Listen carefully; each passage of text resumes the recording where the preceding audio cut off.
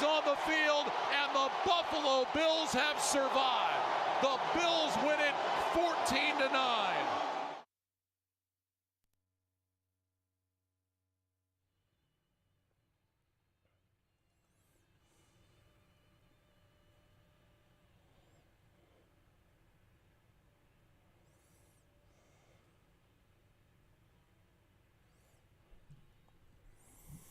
Good morning, Kansas City. This is the Border Patrol on Sports Radio 810 WHB. Stephen St. John and Nate Bukaty with Marco Marquez on this Monday, October 16th, 2023. Today we'll have the return to Todd Lebo. Whatever. Catherine Tappan will be on the show at 8:05. She was on Sunday Night Football last night between the New York Giants and the Buffalo Bills. She was part of the Sunday night broadcast. That's how we roll. So Catherine Tappan also was a part of Big Ten Saturday night, then Sunday Night Football on NBC. So we'll talk to her about that surprising game, the very, very exciting game that came right down to the wire. That was one of the more exciting finishes you will see in any football game.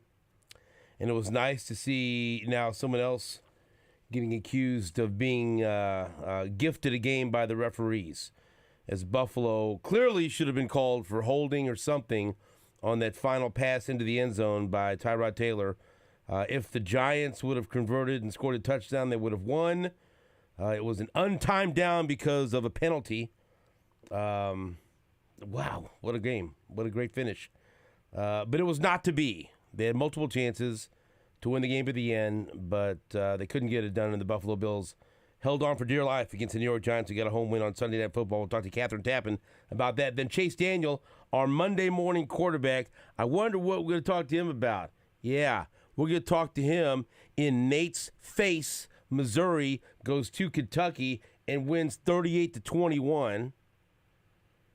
You had a lot of great highlights in there, but you did not have the highlight of the weekend, which was the best call of the weekend. Eli Drinkwitz let them nuts hang, blood. One of the best calls you'll ever see from a head coach that changed the game and maybe changed the season. React to that right now. Respond to what I just said. Bold statement. That's a bold on a Monday statement. Morning. That's Real high bold. praise. Yeah. And it's true, too. Okay. I could tell that you 100% have no idea what I'm talking I have about. no idea what you're talking about. Marco, do you have any concept of what I'm talking about? Thinking of all, I don't know, are you playing a trick on Nate right now? You're not trying to trick him, are you? Oh!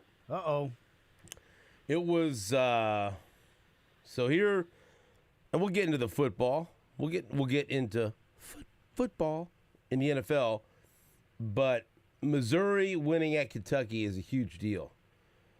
Big deal for that program. Big deal for Eli Drinkwitz. You know, let's be honest. Big deal for me. Made me really happy. Made me really, really, really happy. And at this stage of my life, that's what it's all about. That's what it's all about. I want to be happy. And I was honored to be emceeing the off-the-wall event to benefit Sheffield Place on Saturday night. And it was a beautiful event down at the Lex at Municipal Auditorium. And I'm one of the board members at Sheffield Place.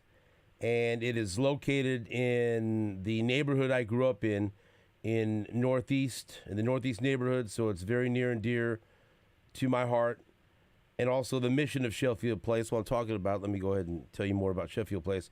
To empower homeless mothers and their children to heal from their trauma and become self-sufficient, and to put lives back together. SheffieldPlace.org if you feel so compelled to learn more or donate. We raised over $700,000 on Saturday night. It was awesome.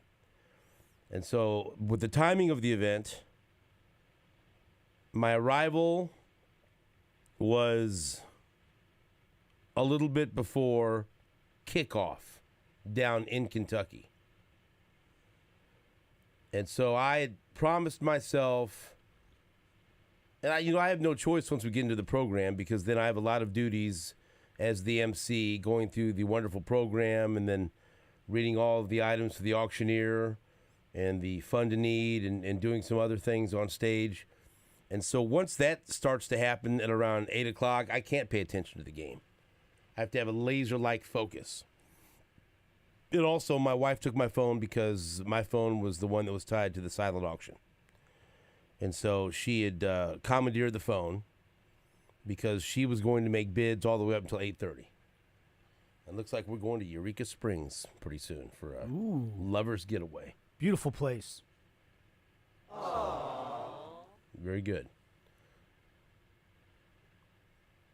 You never know what she's going to bid on. And she was a big winner a couple of times, and I showed my excitement. Well, I'm like, wow, you won all those bids, did you? Money goes to a good place. Sure it does.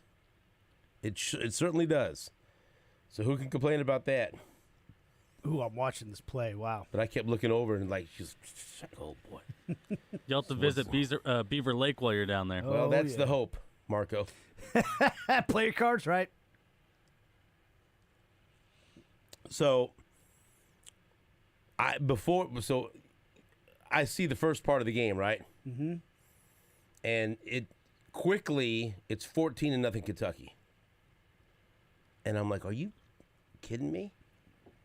After the disappointing loss to LSU, backs against the wall, go to Kentucky, a very difficult place to play. Eli Drakewitz has only defeated Kentucky once. And I think if you look back at it, Marco, check my work, Kentucky's won 7 of the last 8.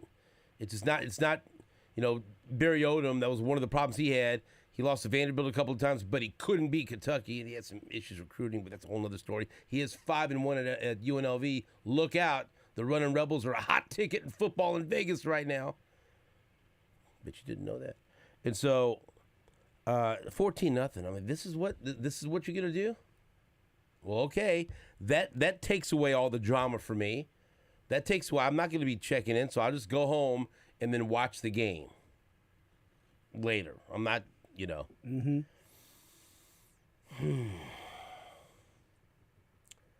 But somehow, some way, I was able to be watching when one of the most important calls, one of the best calls, ballsy, whatever you want to call it. And we can look back and say it certainly changed the trajectory of this game. And if they end up having a really special season, maybe just changed what the season could be. That's how wild and important this call was. And now Nate Bukaty is becoming self-aware, and he realizes what I'm talking about right now.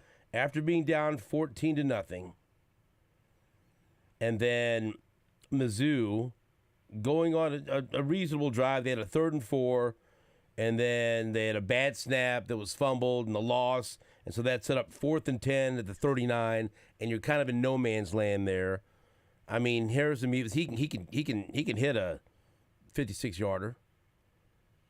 But then it's 4th and 10. That's a little bit too long to go for on a 4th down. I don't know. I'd probably at that point I was just trying to kick the field goal, get some points on the board. It's a big ask, but we've seen Mevis can do it. He's got the leg. He's got a thick leg. THICC. Then I see the punt team trot down on the field. And I was sitting there almost in a stupor, I don't know what they should do, but I don't think they should punt. I don't know. I don't. Were you watching the game, Marco? At this point, similar feeling. So but it's no man's land. It's 4th and 10. It's a long field goal. But what? Why don't? Was it? Is it? I don't know what I wanted at that point. I just didn't feel like I needed to see a punt from the opponent's 39-yard line. And while I'm complaining in my mind but that's I really can't criticize. I didn't have a strong feeling. Do you go for it on 4th and 10, down 14-0 in the second quarter? Do you try to kick the long field goal, and then if you miss it, you set them up with great field position, and then it's another kind of kick in your gut as far as momentum? I don't know. What do you do? What do you do in that situation? What's the right choice? I don't know. It's like 11:38 left in the second quarter. You're down 14-0. You're on the road.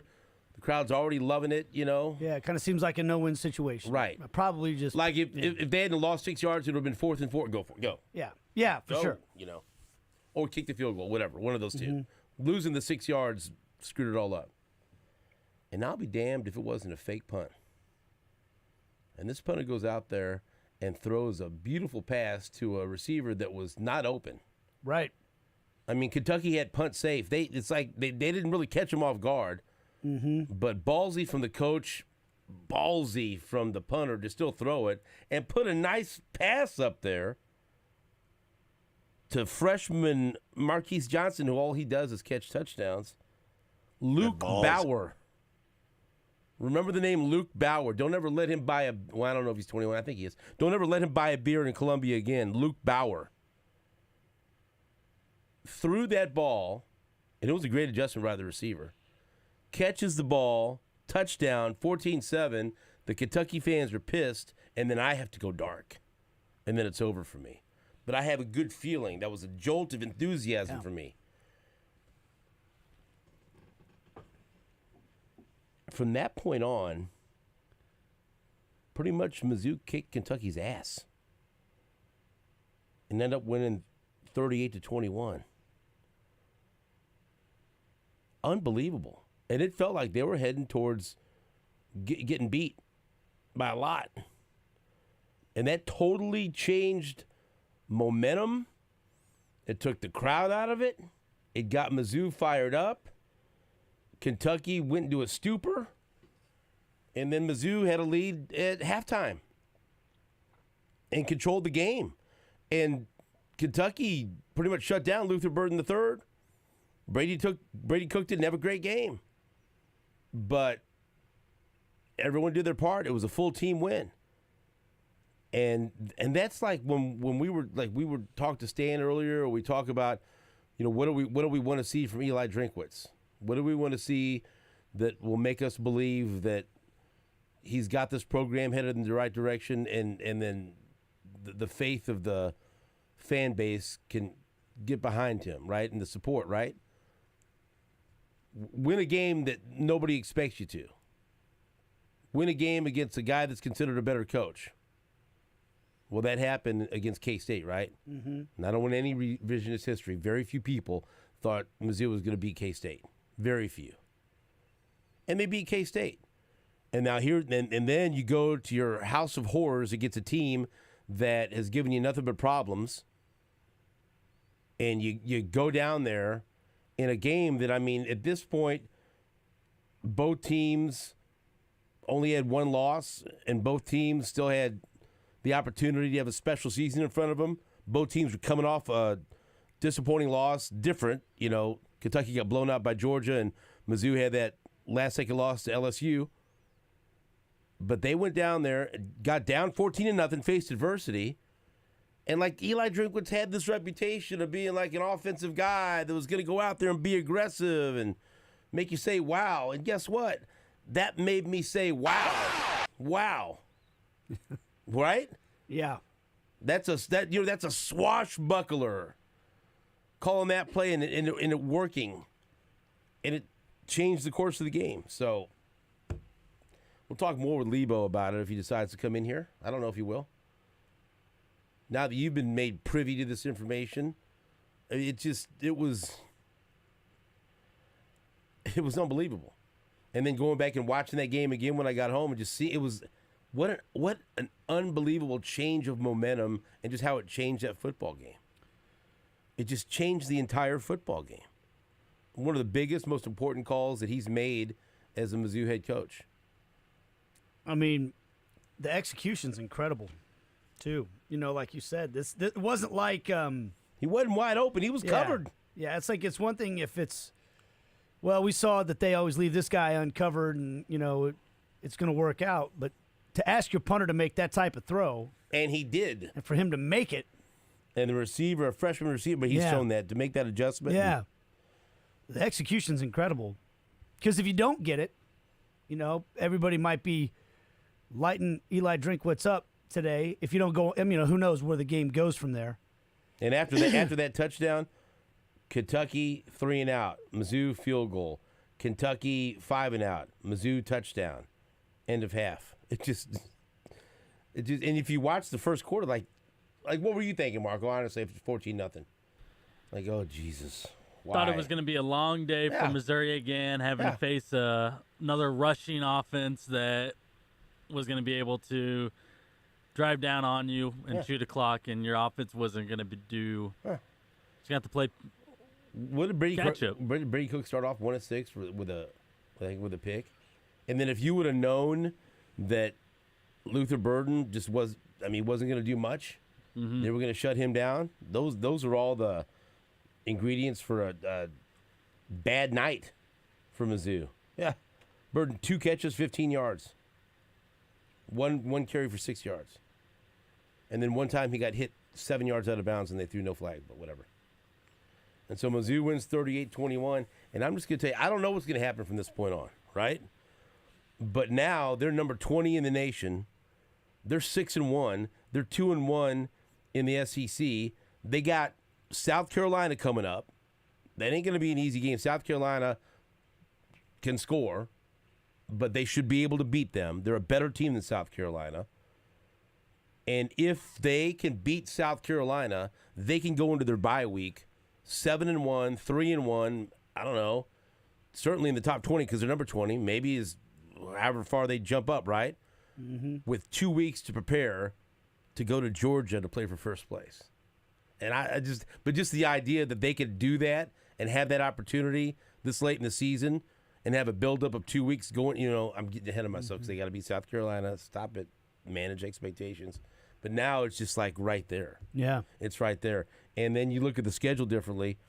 Can they win at Georgia? Probably not, but I'd like to see it. I'd like to see them go down there with everything on the line. Can they beat Tennessee in Columbia? Yeah. Can they beat Florida in Columbia? Yeah. Can they win at Arkansas? Yeah. So now it's like almost, I hate to say this. Man, Marco, come and slap me right in my beard, please.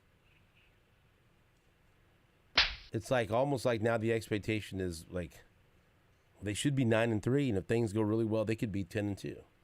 Oh, see, it's dumb. I'm dumb. It's not unreasonable at all. Hello there, I'm a moron. But that's what that fake punt did. That's what that game did. And now it opened up all possibilities. Yeah, I was emceeing a charity event on Saturday night as well, so I didn't get to see any of the game. And by the time I got out of there, it just looked like Missouri beat Kentucky by 17. Look at that, Didn't realize the swing in momentum that happened. That call was everything, man. That fake punt. First half. Yeah. Yeah. I mean, if they ended up having a special season, they could talk about that. Remember that the trick play for a touchdown at Georgia that Mizzou had? One of the years when they went to the SEC championship game. A great play after James Franklin went out and Manny Mark was in the game.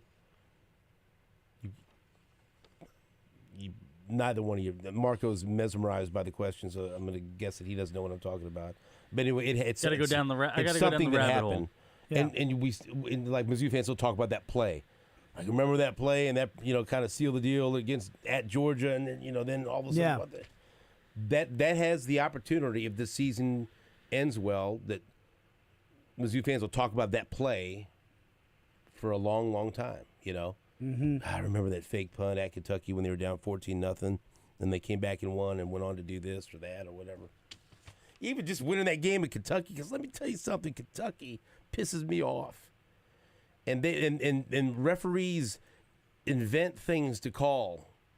Did you know that you can horse collar a quarterback if he's in the pocket? No. Nor did I. I find out. Is that really a rule? That's what happened in the Kentucky game. Yeah, but did they miss a call, or is that really a rule? Oh, really? You're laughing. Yeah, no, it's what the commentator said. I did not know that. You cannot, if he's in the pocket. Every time Mizzou plays Kentucky, there's like a rule that I learned that works against Missouri. Really? That's the rule? Yeah. You think about how some of the most gut-wrenching ways that Mizzou has lost to Kentucky. Yeah. And now that, there's a chance that they don't play them every year, I hope when the change of scheduling comes, I hope they play them every year. Because every year this game's wild, and this is really This is not a rivalry that has been forced upon us like the Arkansas rivalry. 'Cause the Arkansas only won once in the whole deal against them. It's not really. That's kind of, I mean. One-sided affair. But Yes. this Kentucky and Mizzou rivalry has developed a dislike for each other, and their meaning. Every game, whoever wins the game has ended up. That team finishes ahead of the other one in the standings. It's had big implications, right? Mm-hmm. And so it's naturally over now of a decade and a half developed into a really fun, meaningful rivalry. Naturally, the way things are supposed to happen. And there's a dislike, and the games are usually good and compelling. Not as good as that one on Saturday night. That was great.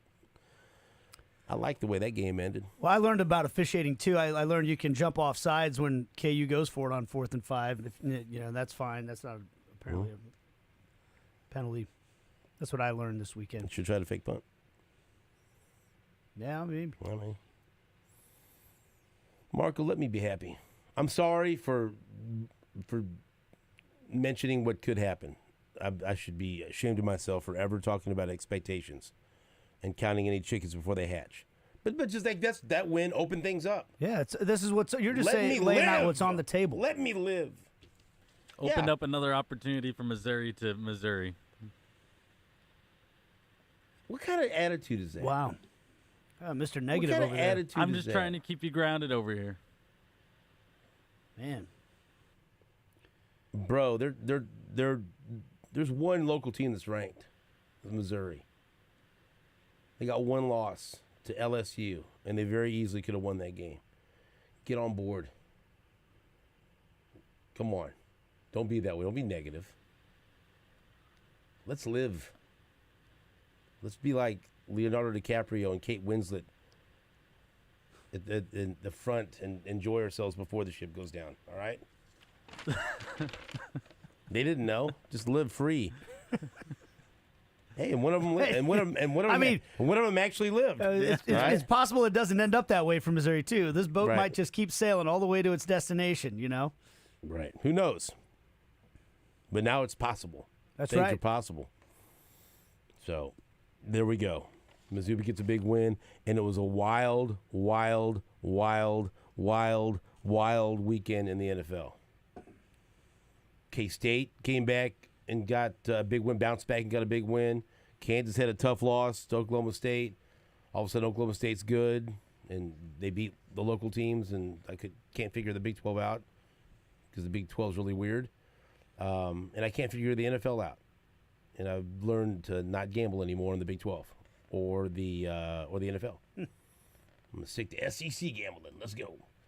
But we'll take a break and talk about all the other things that happened over the weekend. Wow. This is a Fake Punt Monday on the Border Patrol on Sports Radio 810 WHB.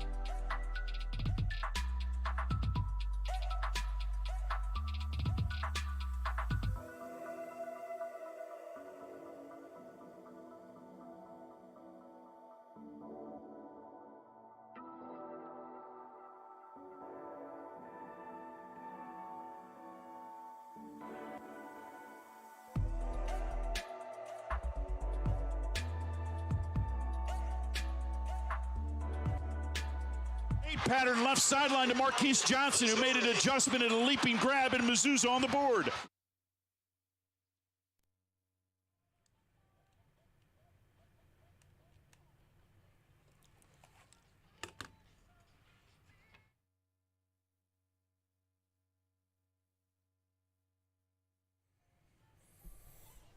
Welcome back to the Border Patrol Sports Radio 810 WHB. All right.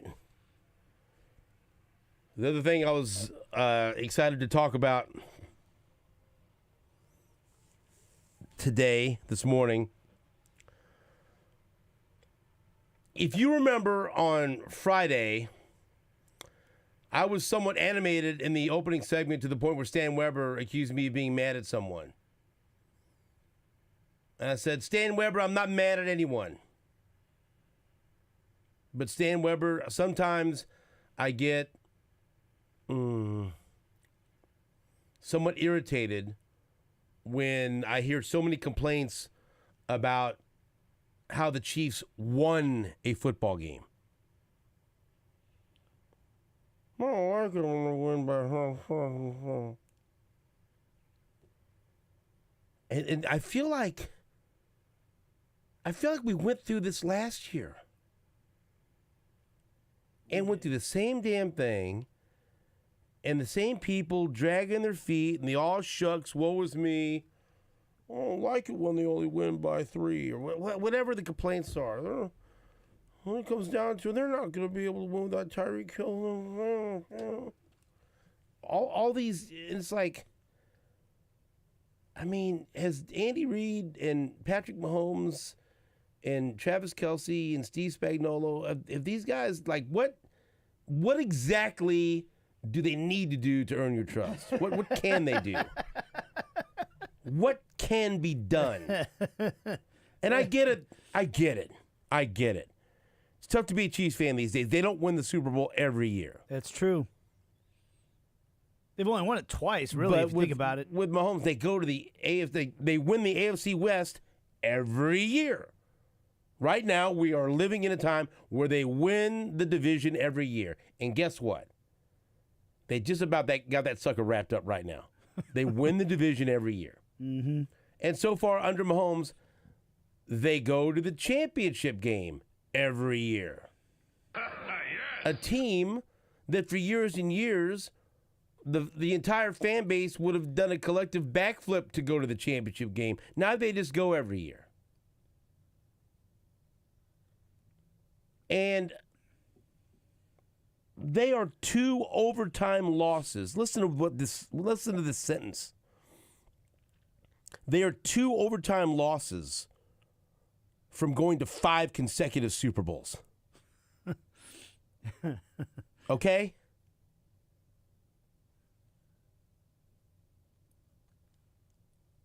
And just like the negativity, and yeah, I was irritated. You know, like even seeing people Friday at my remote at Kansas City Credit Union, and then I went up to the St. Pius St. Joe Lafayette football game. Pius won 83-14. Wow! I don't know what happened. Saturday, in my event at Sheffield Place. What do you think of that win? I go, 16 in a row against the Broncos. Beat them. Defense looked dominant. That was ugly. I don't really like that. I don't like watching that. Why didn't you like what was the problem you had with the defense? Did it look too good, or what was the problem? Well, that was the worst offense or the worst defense in football. Denver, Miami put 70 on them. I don't know what to tell you. They won. They were favored by 10.5. They won by 11. There was never a moment when Denver could win that game. And the defense looks like it's a top 5 elite defense. And there's every single reason to believe that the offense is going to get better. And and they have the best record in the NFL. Call me crazy, but I'm pretty optimistic about this whole deal, about this whole operation. I kind of like where they're headed, right? You're crazy. And so the reason I was so adamant about this on Friday is like take a step back and take a whiff of the NFL this year. Take a good look at what's going on around us. The Browns, with a quarterback by the name of P.J. Walker, just beat the team that supposedly is the best, most dominant team in the NFL, the 49ers. So the Browns beat the 49ers 19-17. That was ugly. Now that's ugly. Because you know why? It's a loss. That's ugly. Now, does that mean the 49ers suck and Shanahan can't call plays and now they're screwed? No, it doesn't. No, it doesn't. There's a good chance they're still the best team in the NFC, or at least the second best team. But they lost to the Browns. They lost. Right? If they're not the best team in the NFC, then the Eagles are. Defending NFC champs, they were undefeated. They went to the Jets. And another source of bitching and complaining from Chiefs fans, well, they were in a game against the Jets. I didn't like that. They were tied and well, the Eagles went to the Jets and lost, just like Buffalo did. Are the Eagles screwed? I don't know. They got some things to work on. But they lost to the Jets. The Buffalo Bills didn't score last night against the Giants until the second half. And the Giants had the ball for an untimed down at the 1-yard line with a chance to win the game with a touchdown, down 14-9. And by all accounts, we all think that Buffalo committed a penalty to end the game. Obvious. Not even debatable to me. By holding or interfering with Darren Waller while the ball was in the air. I mean, I don't know, whatever you want to call it, something. Call something. If it's not holding, it's pass interference. And who knows? It's a blatant foul. And that's no guarantee that the Giants would have scored if they would have had another play, but they would have had another play. But the point is, that was an ugly win, right? Wouldn't you call that an ugly win? Yep. Or whatever it is? But it was a win. And the one team that the Chiefs did lose to, the Lions, won on the road against Tampa 20-6. They're 5-1 now. They're 3-0 on the road. And the only reason the Lions beat the Chiefs is because Kadarius Toney played the game with broomstick handles as arms and hands. And oh, by the way, I know everyone has to deal with injuries, but Travis Kelce and Chris Jones didn't play. Mm-hmm. And Kadarius Toney literally dropped everything thrown at him. Well, in some ways, he batted it to the other team. Yeah. Okay? It's a loss is still a loss. But Detroit didn't come out here and we're the better team. Yeah. You're the better team. If Kelce doesn't play, Chris Jones doesn't play, and Kadarius Toney is an agent for the opposition. And now when all the dust settles, where we are right now, the Chiefs have the best record in the league. And guess what? I still think the Chiefs are the best team in the league, and I still think they're going back to the Super Bowl because they got something that Patrick Mahomes really hasn't had. An elite freaking defense. Woo! And the offense is going to get better because that's what they do. There's a track record. This offense is led by Hall of Famers. Hall of Fame coach, Hall of Fame quarterback, Hall of Fame tight end. Oh, by the way, the defense has a reputation of getting better too. And Charles Omenihu, one of their biggest free agent acquisitions, is coming back and hasn't played yet this year. And a lot of people thought that he was going to be the second best pass rusher behind Chris Jones on the team. Sorry, NFL. The Chiefs are still the best team in the league, and they're going to get better. They have not played really their A game yet, except against Chicago, and I don't know what that was. But they somehow struggled and scratched and clawed their way to the best record right now in the NFL. And it's only going to get better. We'll take a break back after this on WHB.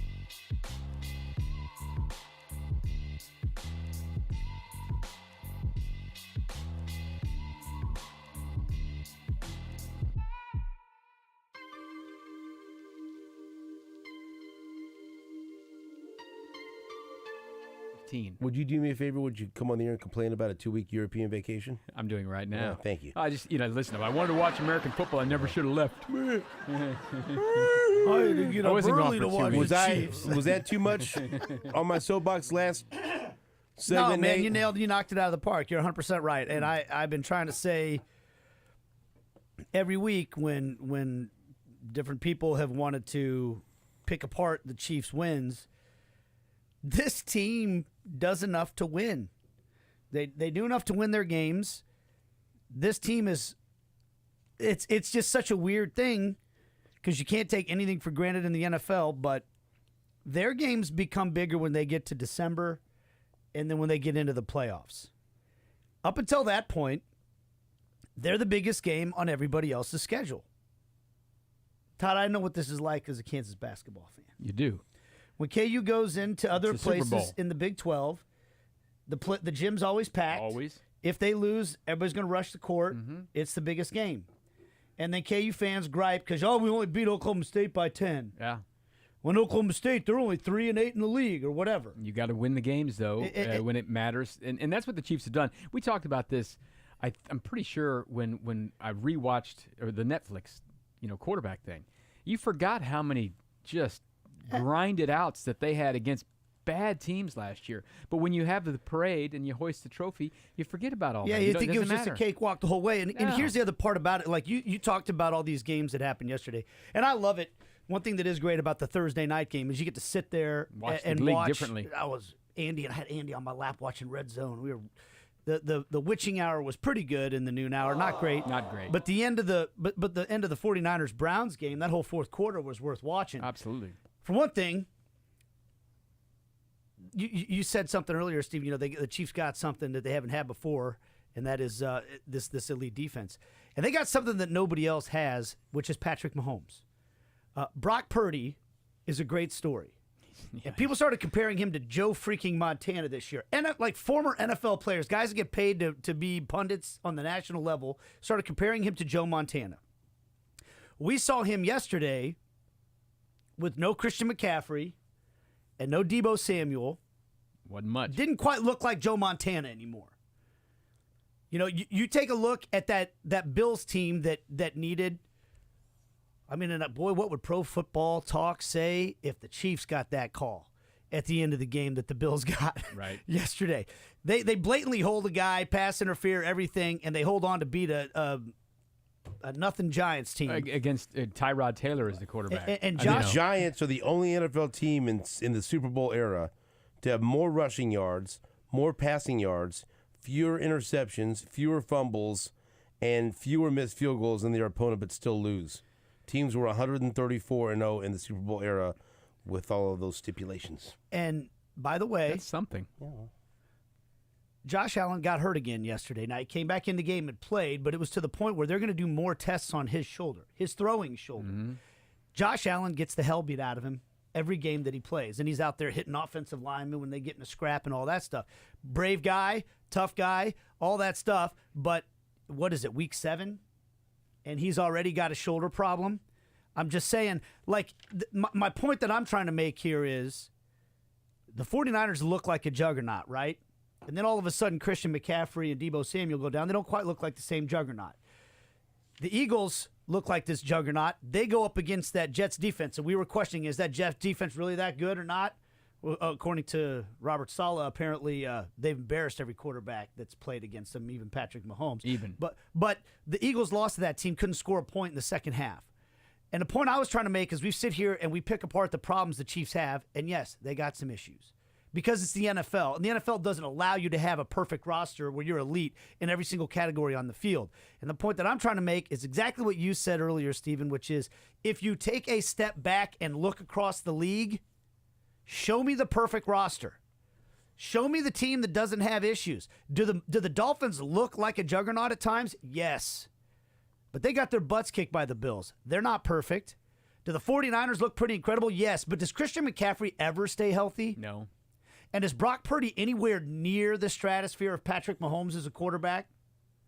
So, like, where is the perfect team? There is no such thing. So, yes, the Chiefs have some issues. We'll see about how they – and the one thing, you go back to what you said, too. You know what you got when you got the Chiefs? With Spags and Andy Reid, the optimism that those issues will become less and less of an issue as the season goes on. They will get better. They will figure things out. And they're still with the best record in the NFL while they're figuring that stuff out. I thought this was somewhat mind-blowing. This tweet was from Scott Kazmar, is what we'll say. Scott Kazmir? Whatever. Former Rays pitcher? No. Former everybody pitcher. Yes. Chiefs, okay. Through 6 games last year, the Chiefs offense had 2,294 yards. What do they have this year? I'm guessing it's less. 2,100. 2,294 yards. Through 6 games last year, 2,294 yards. Through 6 games this year, 2,294 yards. Difference is KC has 147 points. That's the fewest in the Mahomes era at this point of the season. 179 last year, 172 in 2019. So the yards are the same, but they have fewer points. However, to my point, KC has allowed 88 points. Their best by 39 points since 2018. Yeah. In the end, and so this is what it matters, right? In the end, the Chiefs are plus 59 through 6 games. That's their best scoring differential in the Mahomes era.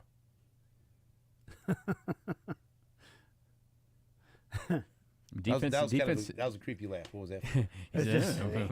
Defense. Well, listen, Right, but I mean, we know this. They got a few Did that issues. surprise you there? There's issues all around the league. Philly's dying in the red zone. The Chiefs haven't been as good in the red zone. Things like that. Short yardage for the Chiefs has been a problem. It's been a problem, and I'm not complaining about my European vacation, but I didn't get to watch the Broncos game live. I set my alarm at 4:45 to wake up to illegally watch the end of the game, which I did, and then I was like looking at my phone, I'm like, why do they only have 16 points? Look at these stats. But then, because they moved then the I ball. realized, I only had a neck massage 3 times a day.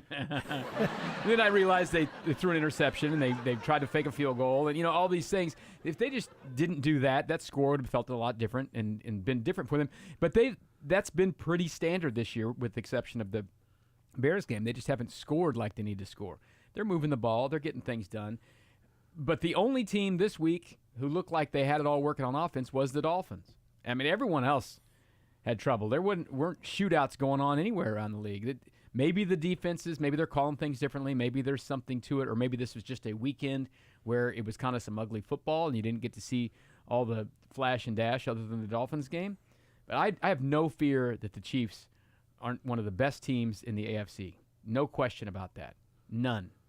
It's all going to come down to this. This is a little bit like the Jayhawks, right? They're going to win the division. They're going to make the playoffs. Are they going to make the Super Bowl? Is it a failed season if you don't? I mean, that's what the story is going to be written in January and February. But I say this, been saying this for 5 years. You have to enjoy the ride as well. Don't sit there and just start fretting about what's going to happen in January. Enjoy watching Travis Kelce play football, and Patrick Mahomes, and Chris Jones, and Nick Bolton, and all of them. It's fun. This is pretty much this every is guy fun. on the defense is fun to watch. Oh my gosh, so good. And just enjoy the ride while you go, and you don't fret because they didn't beat the Broncos by more than you thought they would. They It's covered. Okay. They covered. And go ahead. It's been a dirty thought or a dirty word the last several years. It's okay to enjoy watching them play defense. It's fine. It's great. I love it. Because I had a blast watching this team play defense on Thursday night. No, it was great. Picking Russell Wilson off. It was terrific. Mm-hmm. It was terrific. I'm super excited. I think Sunday's going to be a fun game, too, because the Chargers-Chiefs games have been fun. It'll be a blast. It'll be We great. get to scout the Chargers a little bit tonight Yeah. against the Cowboys. That should be a good game. The two most overhyped teams every preseason going into the NFL. But they're always hyped because they have talent. There's talent on that Chargers team. That was a hype noise. About that fake punt. Missouri, they won that game. With that fake punt. I was worried for you when I saw What the about scoreboard the for it. fake punt? I mean, balls. Balls to the wall. Right. Yeah, it's big play. balls. But you have to finish it too. I mean, that helped. You do that, but then you just have to keep playing good football. And they just kick Kentucky's that's, ass. That's what the deal is with any football game. There'll be some weird thing that happens early. You just have to keep playing football. You make a play that makes a difference, but that's generally not going to be enough in the second quarter. You have to keep doing things, and Missouri did that for the whole rest of that game. Very impressive win for them. Let me praise you for a moment. You can praise me?